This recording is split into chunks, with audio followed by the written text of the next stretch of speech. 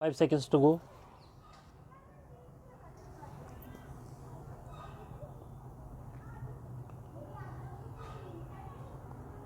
Start.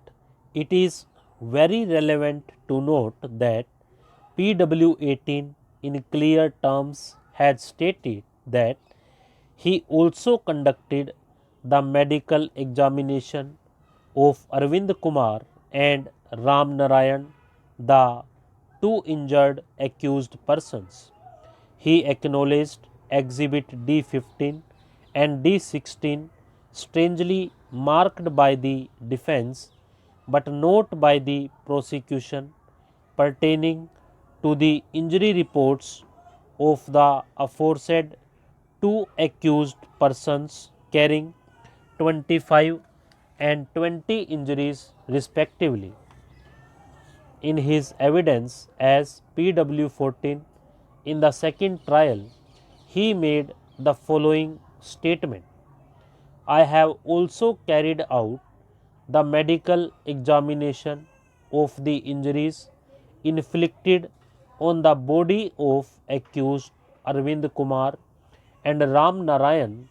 Both of them remained admitted at the hospital only. Both of them were admitted patients.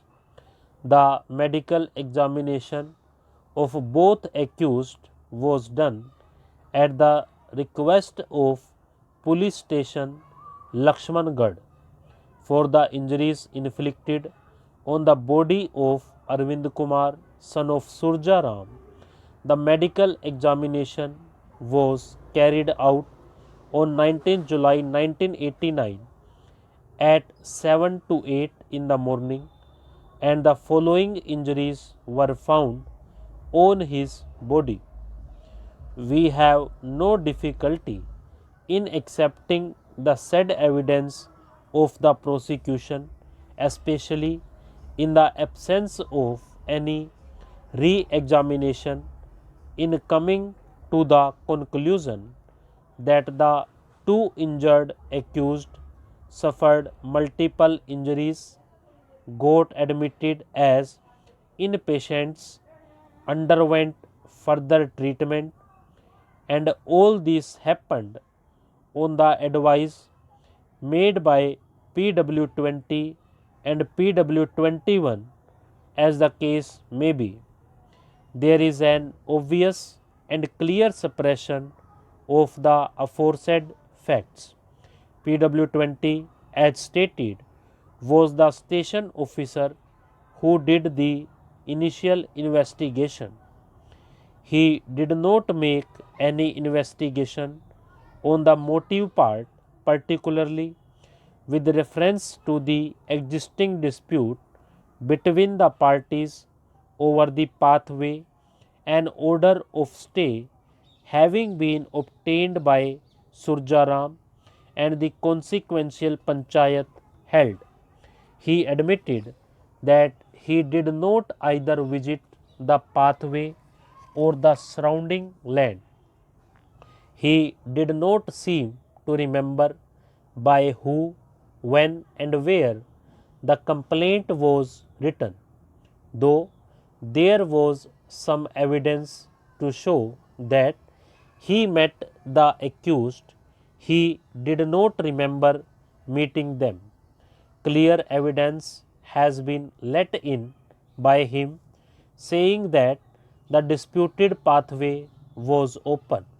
He claims that he did not send the accused to the hospital. The plan and sketch were prepared as per the advice of PW5. No investigation was done from the nearby houses and owners of the nearby fields.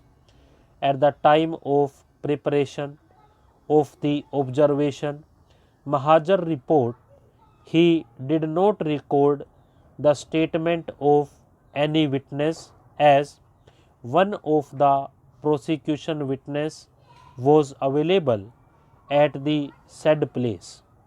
There was no wall as found by him blocking the pathway. The evidence, as understood by us, obviously does not inspire confidence.